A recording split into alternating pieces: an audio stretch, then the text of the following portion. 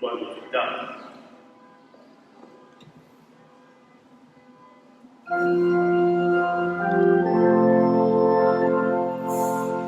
Toi, Notre-Dame, nous te chantons. Toi, notre Mère, nous te prions. Toi qui portes la vie, toi qui portes la joie, toi que touche l'esprit, toi que touche la foi, toi, Notre-Dame, nous te chantons. Toi, notre Mère, nous te prions. Toi qui donnes l'espoir, toi qui gardes la foi, toi qui passes la mort, toi debout dans la joie. Toi, Notre-Dame, nous te chantons. Toi, notre Mère, nous te prions. Toi, le cœur sur la main, toi, la joie pour les yeux, toi, le miel et le vin, ô sourire de Dieu. Toi, Notre-Dame, nous te chantons. Toi, notre Mère, nous te prions.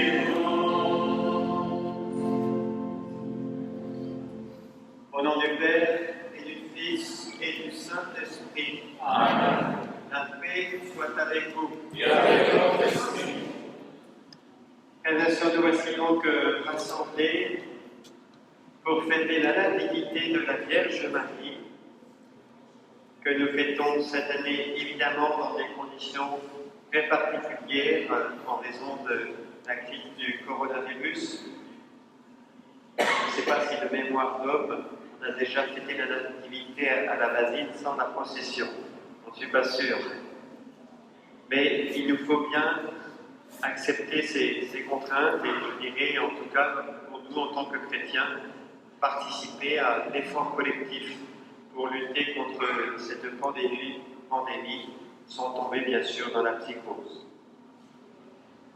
La fête de la Nativité, vous savez, dans le calendrier liturgique de l'Église, ce n'est pas une fête mariale très importante, mais ici en Corse, c'est différent. C'est une fête qui est particulièrement solennalisée et je pense pouvoir dire que nous sommes ce soir en communion avec la plupart des Corses qui ce soir et demain vont fêter donc la Vierge Marie en sa nativité.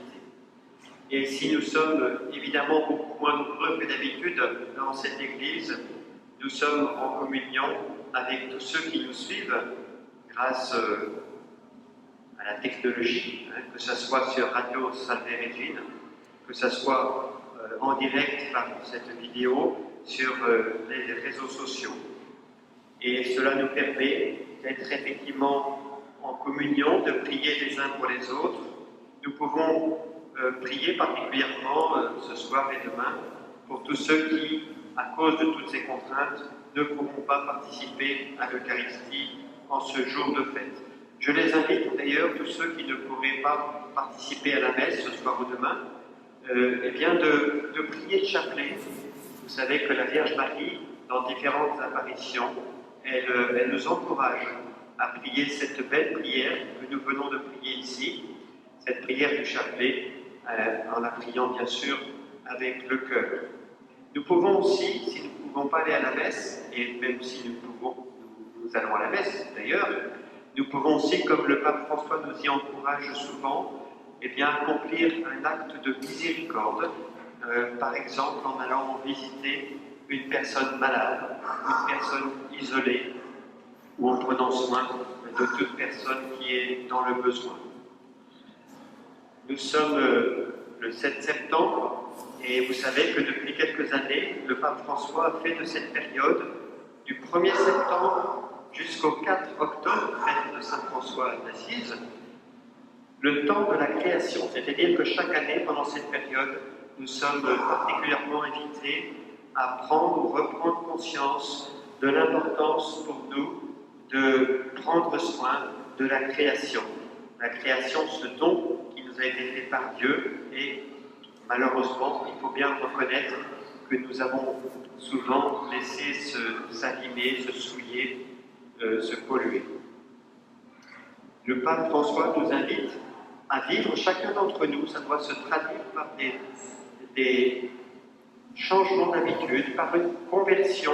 Il nous invite à une conversion écologique, mais une écologie intégrale, c'est-à-dire qui consiste à prendre soin de toute forme de vie, la vie minérale, la vie végétale, la vie animale et bien sûr aussi la vie humaine. Et d'ailleurs, en cette période de révision de la loi de bioéthique, prions pour que le Seigneur éclaire les responsables politiques, en particulier ceux qui parfois disent vouloir respecter la nature et, paradoxalement, proposent des lois qui ne respectent pas la nature humaine. Frères et sœurs, en ce jour où nous fêtons la naissance de la Vierge Marie, entendons aussi pour nous-mêmes cet appel à respecter la vie humaine, toute vie humaine, et particulièrement la vie naissante. Au début de cette célébration, nous nous tournons, comme d'habitude, vers la miséricorde de Dieu. Nous savons que, quel que soit notre passé, quels que soient nos péchés, la miséricorde de Dieu est toujours offerte gratuitement à ceux qui, humblement, se tournent vers lui et demandent pardon. C'est dans cet esprit qu'au début de cette messe, humblement, nous nous reconnaissons pécheurs. Je confesse à Dieu Tout-Puissant, je reconnais devant mes frères que j'ai péché en pensée, en parole, par action et par omission. Oui, j'ai vraiment péché, c'est pourquoi je supplie la Vierge Marie, les anges et tous les saints, et vous aussi les frères, de prier pour moi le Seigneur notre Dieu. Que Dieu Tout-Puissant nous fasse miséricorde, qu'il nous pardonne nos péchés et nous conduise à la vie éternelle. Amen.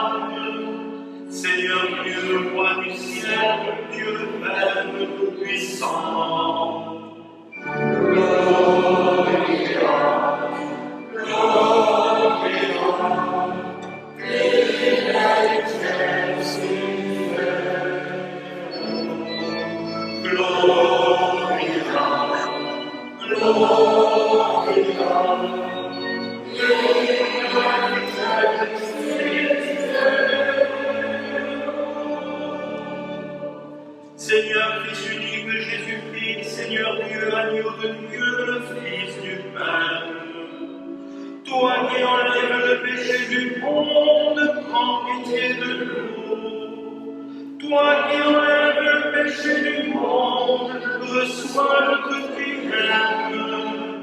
Toi qui es assis à la droite du Père, prends pitié de nous.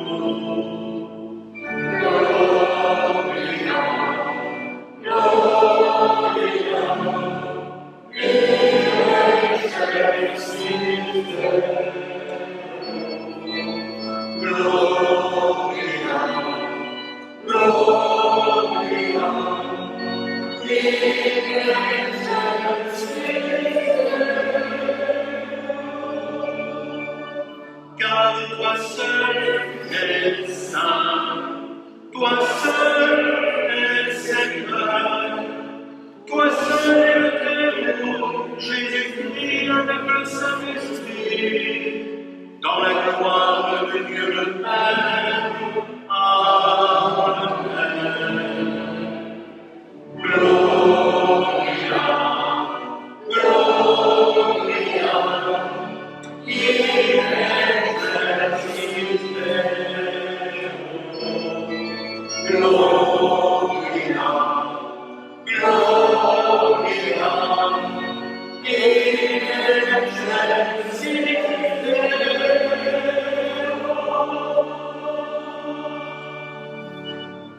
Prions le Seigneur. Ouvre à tes serviteurs de très bons et richesses de grâce, puisque la maternité de la Vierge Marie fut pour nous le commencement du salut, que la fête de sa nativité nous apporte un surcroît de paix. Par Jésus-Christ, ton Fils, notre Seigneur et notre Dieu, qui règne avec toi et le Saint-Esprit, maintenant et pour les siècles des siècles.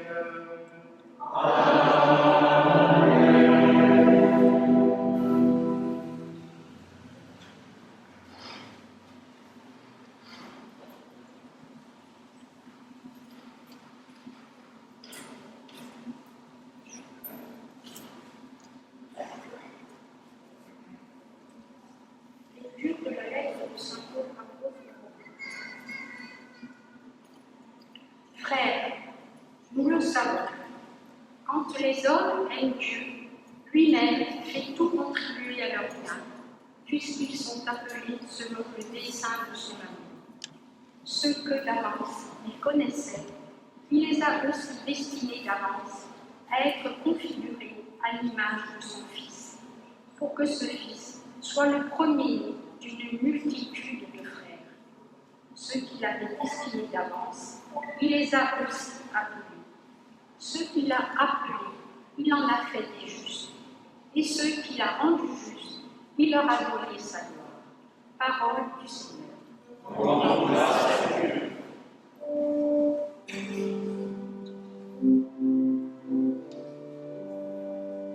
Jésus devait joie en Dieu mon Seigneur. Jésus devait joie en Dieu mon Seigneur. Moi, je prends appui sur son amour, comme mon cœur et la joie de ton salut.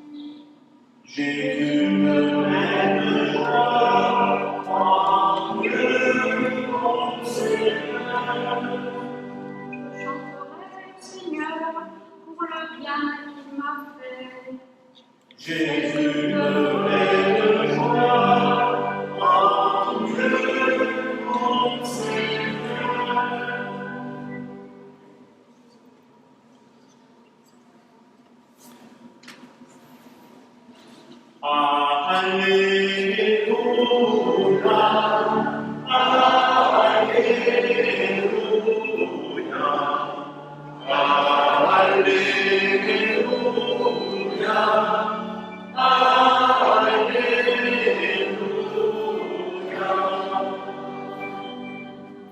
Heureux es-tu, Sainte Vierge Marie, tu es digne de louange.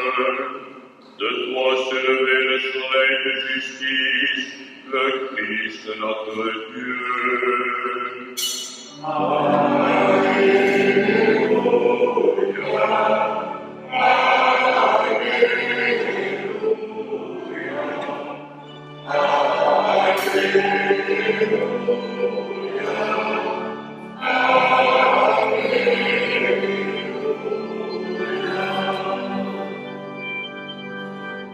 Le Seigneur soit avec vous. Et avec ton esprit. Évangile de Jésus-Christ selon saint Matthieu.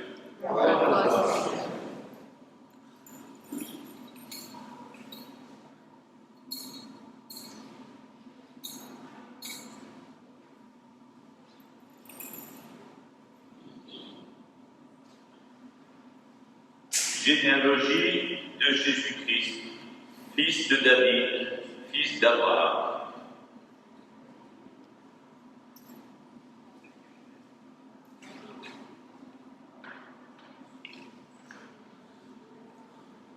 Voici comment fut engendré Jésus-Christ. Marie, sa mère, avait été accordée en mariage à Joseph. Avant qu'ils aient habité ensemble, elle fut enceinte par l'action de l'Esprit Saint. Joseph, son époux, qui était un homme juste et ne voulait pas la dénoncer publiquement, décida de la renvoyer en secret. Comme il avait formé ce projet, voici que l'ange du Seigneur lui apparut en songe et lui dit : Joseph, fils de David, ne crains pas de prendre chez toi Marie, ton épouse, puisque l'enfant qui est engendré en elle vient de l'Esprit Saint. Elle enfantera un fils, et tu lui donneras le nom de Jésus, c'est-à-dire le Seigneur sauve, car c'est lui qui sauvera son peuple de ses péchés. Tout cela est arrivé pour que soit accomplie la parole du Seigneur prononcée par le prophète. Voici que la Vierge concevra, et elle enfantera un fils.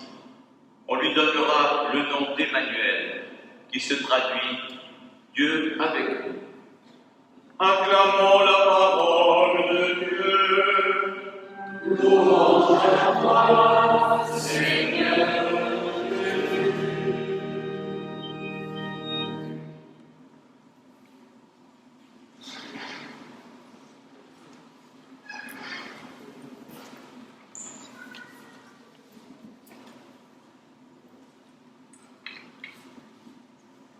En fait, frères et sœurs, ce passage que nous venons d'entendre, c'est que la deuxième partie de l'évangile d'aujourd'hui.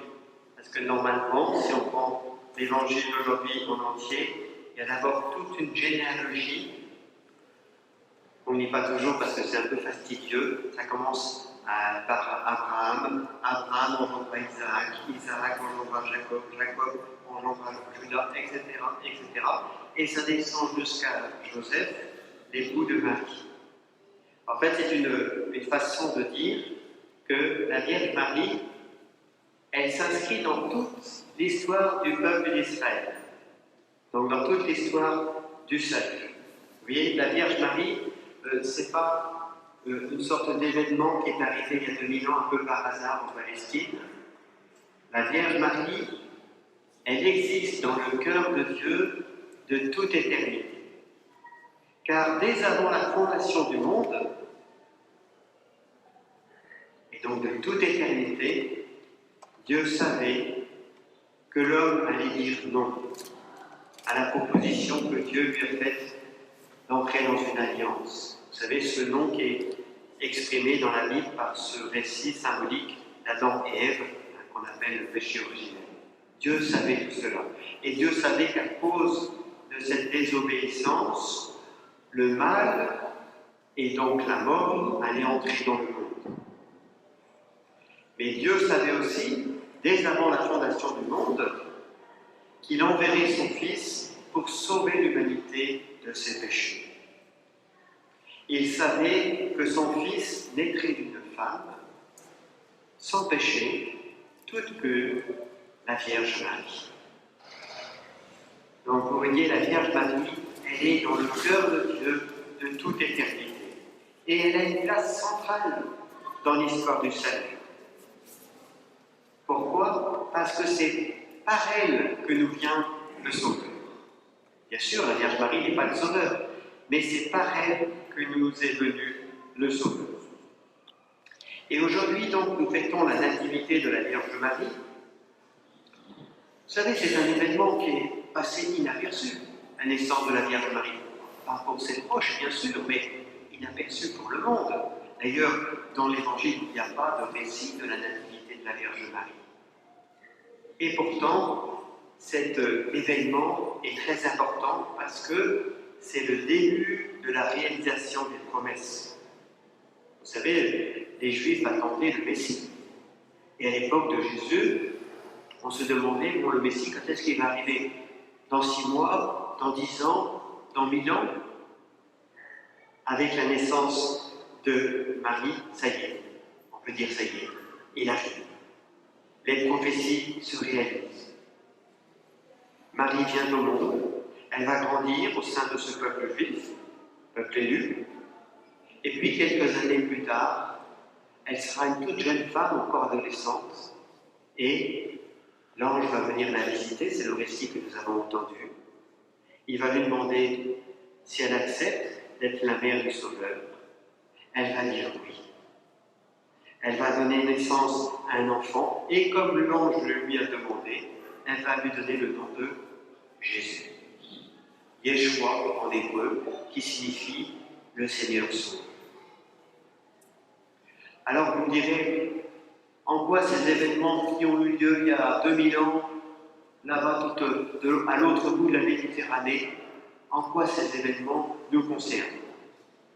Ils nous concernent, bien sûr, ils concernent toute l'humanité, parce qu'avant Jésus, l'humanité avait une connaissance très limitée de Dieu, et surtout était sous l'emprise des ténèbres.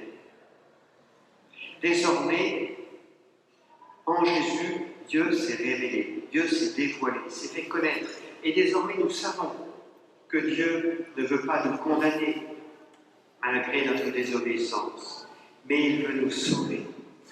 Parce que le projet de Dieu, c'est que nous puissions partager sa gloire. Comme dira saint Paul, il nous a destinés à partager sa gloire, c'est-à-dire entrer dans la vie même de Dieu.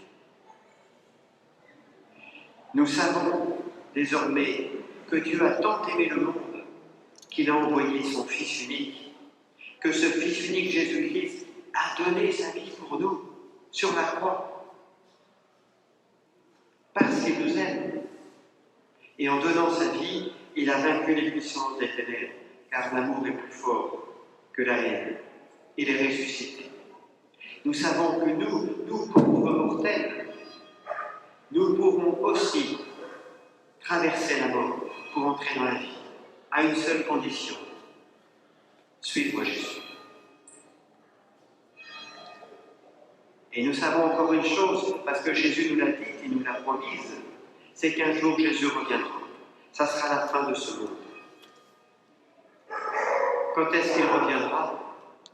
Nul ne connaît ni le jour ni l'heure. N'écoutez pas les faux prophètes. Aujourd'hui, il y a beaucoup de faux prophètes qui vous disent que la fin du monde, c'est dans 6 mois, ou dans 1 mois, ou dans 10 ans. Nul ne connaît ni le jour ni l'heure. D'ailleurs, l'important n'est pas de savoir quand Jésus reviendra, car chacun d'entre nous, sans exception, de toute façon, un jour, nous paraîtrons devant Dieu et nous serons jugés.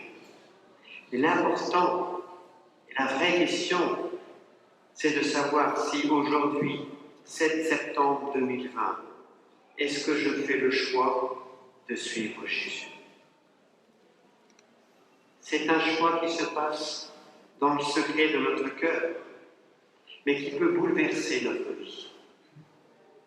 Je le disais tout à l'heure, la naissance de Marie est passée inaperçue, et pourtant, cet événement a été décisif. Sans cette naissance, nous ne serions pas sauvés. Il y a comme ça dans nos vies des événements qui peuvent passer inaperçus, mais qui changent tout. Personnellement, je peux témoigner que le jour où le Christ m'a appelé, j'avais 30 ans, quand le Christ m'a appelé à changer de vie, à tout quitter pour devenir prêtre, alors que j'avais bien d'autres projets, je peux dire que j'ai dit oui dans le secret de mon cœur. Ça ne s'est pas vu. Après, j'en ai parlé d'abord à mes proches, et puis je suis resté plusieurs mois avant de l'annoncer officiellement. Ça ne se voyait donc pas, et pourtant, ça a totalement bouleversé ma vie. C'est un peu comme lorsqu'on fait le choix de suivre Jésus. Parfois, on a passé des années en se disant croyant, ou en se croyant croyant. Mais en fait, Jésus était à l'extérieur de notre vie. Il était lointain. Et puis un jour, il s'est passé quelque chose. On a été touché par une parole, par un événement. On a senti comme un appel intérieur. Oh, ça n'a pas forcément toujours été facile. Peut-être ça a engendré des peurs, des résistances. Et puis, à un moment donné, on a dit oui. Oui, Seigneur, je veux te suivre. On a dit oui, comme la Vierge Marie a dit oui à l'Annonciation. Et alors, tout a basculé. On a commencé un vrai chemin spirituel.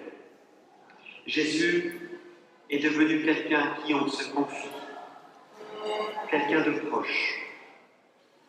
On a eu de plus en plus envie de le connaître. On a eu de plus en plus soif de ce qu'il nous donne dans les sacrements. On a vu la vie différemment. On a commencé à comprendre plein de choses qu'on n'avait pas comprises, qu'on n'avait pas perçues, qu'on n'avait pas vues. Un peu comme un aveugle qui retrouve la vue. Tout est devenu différent. On a remis les priorités dans le bon ordre dans nos vies. Et même les épreuves de la vie sont vécues différemment. Car, comme le disait saint Paul dans la deuxième lecture, quand les hommes aiment Dieu, lui-même fait tout contribuer à leur bien. Bien sûr, frères et sœurs, ce que je vous décris, cet itinéraire spirituel, ne se fait pas en un jour. Un nouveau-né ne devient pas un homme ou une femme accompli en un jour. Mais à partir de ce oui intérieur, on prend le bon chemin. Il reste bien sûr ensuite à persévérer. Les prophètes disaient du Messie, on l'appellera l'Emmanuel. Emmanuel, Dieu avec nous. Et Jésus, vous savez, avant de rejoindre son Père, disait « Moi, je suis avec vous tous les jours jusqu'à la fin du monde. » Frères et sœurs, le Seigneur Jésus est là ce soir. Il est avec nous. Il sait que nous sommes là, ou que nous suivons cette messe par le biais de la vidéo, de la radio. Il le sait. Et il nous invite ce soir à dire oui. Oui, Seigneur, je veux vraiment te suivre. Et la Vierge Marie aussi est là, dans l'invisible, dans le silence. Marie, la mère de l'intériorité. Et elle prie pour nous ce soir, pour que nous puissions renouveler ce oui, ou peut-être le dire pour la première fois. La réponse, bien sûr, se passe dans le secret de nos cœurs. Ce soir, peut-être, ce sera pour certains d'entre nous le début d'une vie nouvelle. Amen.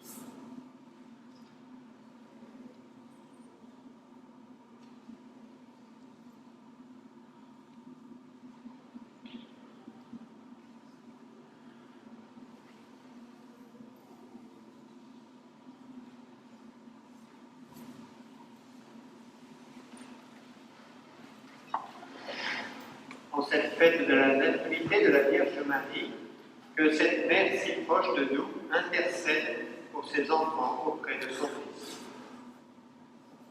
Ave Marie, ta mère, nous te supplions. Ave Marie, ta mère, nous te supplions. Avec Marie, au rang du salut, présentons au Seigneur tous nos frères et sœurs en humanité, que nous sachions partager avec tous l'espérance et la joie du salut. Prions. Ave Marie, ta mère, nous te supplions. Avec Marie, arche d'alliance, présentons au Seigneur toutes les divisions de notre monde, que nous sachions faire triompher la voie de la paix plutôt que celle des armes. Prions. Ave Marie, ta mère, nous te supplions. Avec Marie, Mère de l'Emmanuel, présentons au Seigneur les enfants et les jeunes du monde entier, qu'ils aient l'audace et le courage de s'engager à la suite du Prince de la paix, pour vivre la fraternité et la rencontre. Prions. Ave Marie, ta mère, nous te supplions. Avec Marie, Mère de foi, présentons au Seigneur notre Église, qu'elle soit forte et fidèle dans l'affirmation de la foi et la mission auprès de tous les autres. Prions. Ave Marie, ta mère, nous te supplions. Dans ton grand amour, Dieu notre Père, écoute les prières que nous te présentons par l'intercession de la Vierge Marie et d'aide les exaucer. Par Jésus le Christ, notre Seigneur. Amen.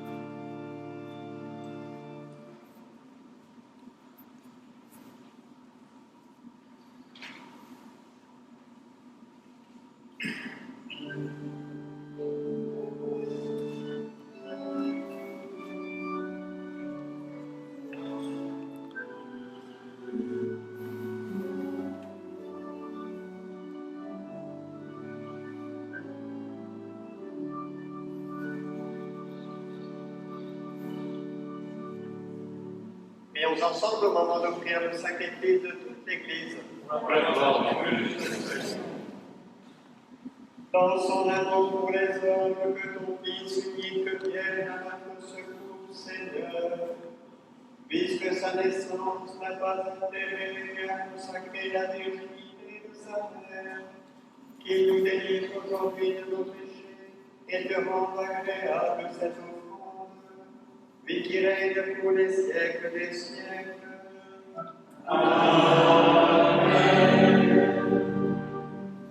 Le Seigneur soit avec vous. Et avec votre esprit, Et de tout notre cœur, nous nous tournons vers le Seigneur. rendons grâce au Seigneur notre Dieu. Cela est juste et bon. Vraiment, il est juste et bon de votre gloire, de t'offrir notre action de grâce toujours et en tout Dieu, à toi, Père très saint, Dieu éternel et tout-puissant. En ce jour où nous célébrons la nativité de la bienheureuse Vierge Marie, nous voulons te chanter, te bénir et te glorifier, car elle a conçu ton Fils unique lorsque le Saint-Esprit l'a compris de son amour, et gardant toujours la gloire de sa virginité, elle a donné au monde la lumière éternelle, Jésus-Christ notre Seigneur. C'est par lui que les anges célèbrent ta grandeur, que les esprits bienheureux adorent ta gloire, que s'inclinent devant toi les puissants selon et tressaillent d'une même allégresse les innombrables créatures des cieux. À leur rythme de louange, laisse-nous joindre nos voix pour chanter et proclamer.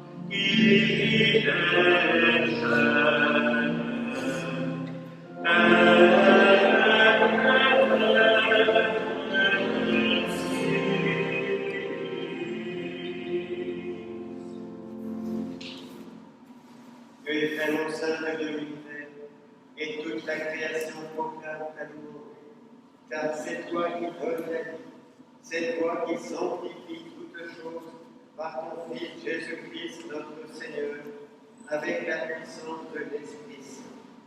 Et tu ne cesses de rassembler ton peuple afin qu'il te présente partout dans le monde une offrande pure. C'est pourquoi nous voici rassemblés devant toi, et dans la communion de toute l'Église, nous célébrons le jour de la naissance de la Vierge Marie, que tu avais choisie depuis toujours pour être la mère de notre Rédempteur et Sauveur Jésus-Christ. Par lui, Dieu Tout-Puissant, nous te supplions de consacrer toi-même les offrandes que nous apportons. Sanctifie-les par ton esprit pour qu'elles deviennent le corps et le sang de ton Fils, Jésus-Christ notre Seigneur, qui nous a dit de célébrer ce mystère. La nuit même où il fut livré, il prit le pain, en te rendant grâce, il le bénit, il le rompit et le donna à ses disciples en disant: Prenez et mangez-en tous, ceci est mon corps, livré pour vous.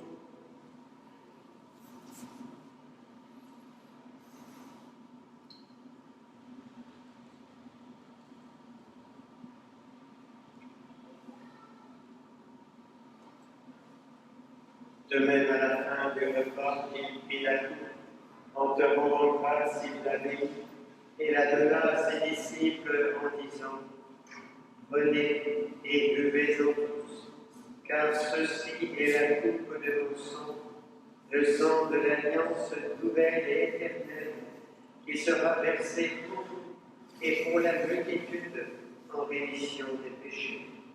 Vous ferez cela en mémoire de nous.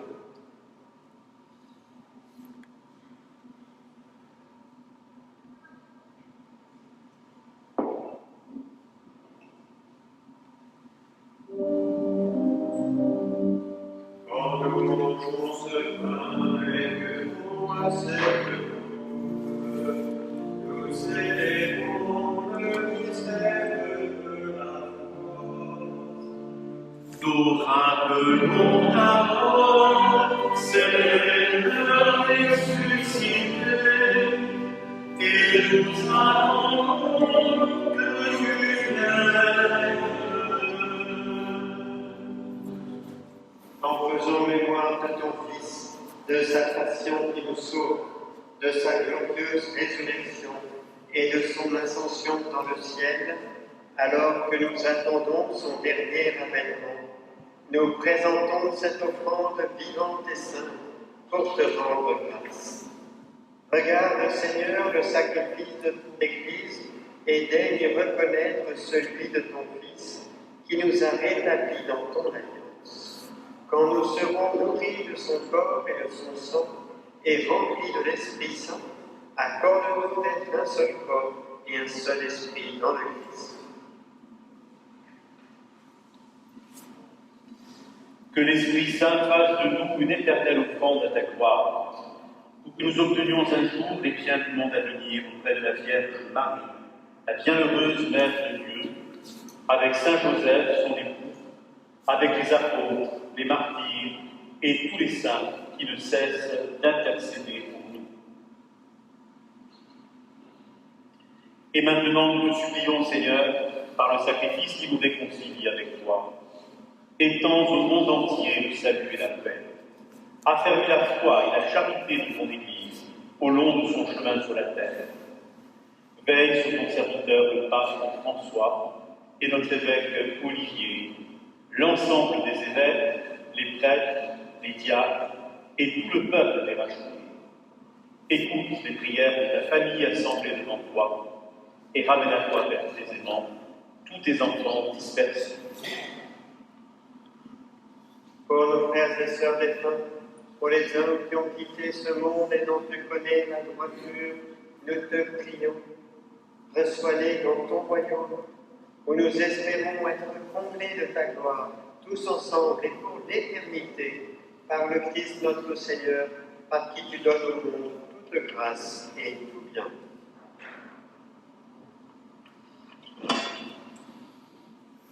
Par lui, avec lui et en lui, à toi, Dieu le Père Tout-Puissant, dans l'unité du Saint-Esprit, toute honneur et toute gloire, pour les siècles des siècles. Amen.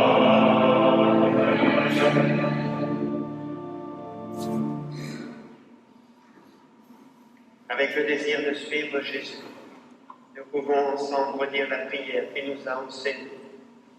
Notre Père, qui es aux cieux, que ton nom soit sanctifié, que ton règne vienne, que ta volonté soit faite sur la terre comme au ciel.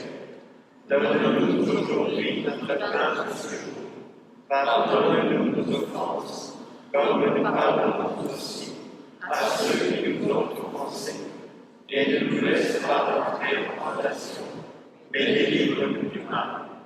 Délivre-nous de tout mal, Seigneur, et donne la paix à notre temps. Par ta miséricorde, libère-nous du péché. Rassure-nous devant les épreuves, en cette vie où nous espérons le bonheur que tu promets et l'avènement de Jésus-Christ, notre Sauveur. Car c'est à toi que appartiennent le règne, la puissance et la gloire, pour les siècles des siècles. Seigneur Jésus-Christ, tu as dit à tes apôtres, je vous laisse la paix, je vous donne ma paix. Ne regarde pas nos péchés, mais la foi de ton Église. Pour que ta volonté s'accomplisse, donne-lui toujours cette paix et conduis-la vers l'unité parfaite, toi qui règnes pour les siècles des siècles. Amen. La paix du Seigneur soit toujours avec vous. Et avec votre esprit.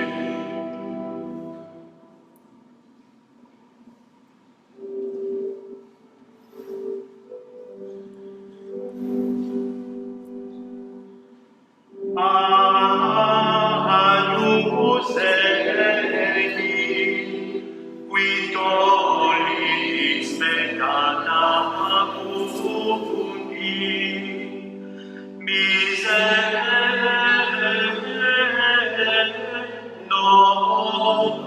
nobis. Agnus Dei, qui tollis peccata mundi, miserere nobis. Agnus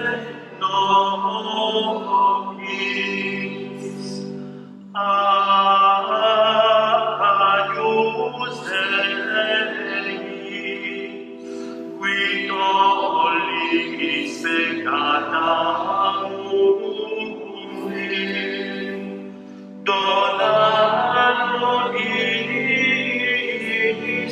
pace.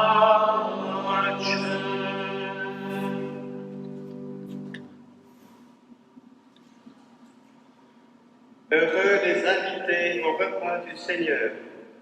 Voici l'agneau de Dieu qui enlève le péché du monde. Seigneur, je ne suis pas digne de te recevoir, mais dis seulement une parole et je serai guéri.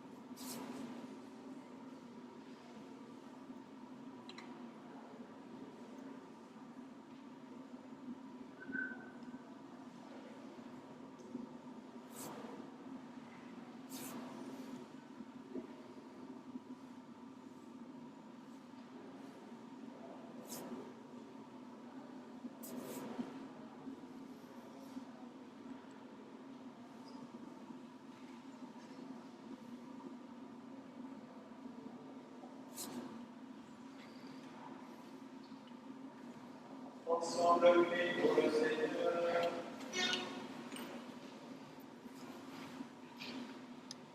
Par cette communion, Seigneur, tu refais les forces de ton Église. Donne-lui d'exulter de joie, heureuse de la nativité de la Vierge Marie, qui fit lever sur le monde l'espérance et l'aurore du salut, par Jésus le Christ notre Seigneur.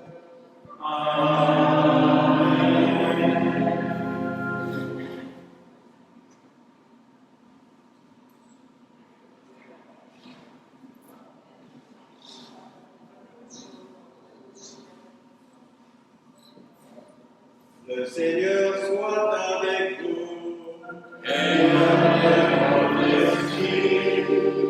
Et que Dieu Tout-Puissant nous bénisse, le Père, le Fils et le Saint-Esprit.